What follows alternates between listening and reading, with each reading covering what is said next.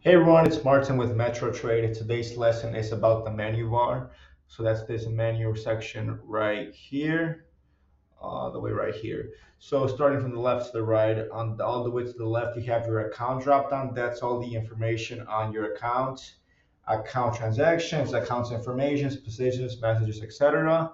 To the right of that, we have markets. That's where you can pull up the chart, watch list, market that, time and sales, and any other things you need to be able to see the markets. The derivatives drop down currently is unavailable, but will be available in the coming months. So we'll give you an update when that's a function. Moving over to the right side, you have the date, the time. This can be adjusted depending on your time zone. The account number that you're currently trading with. If you have multiple trading accounts, you can use a drop down right here and select which one you want to trade. And then more information on your balance, now liquidation, unrealized P&L. That's pretty much all there is for the menu bar. If you have any questions, please reach out to us at support@metrotrader.com. Thank you.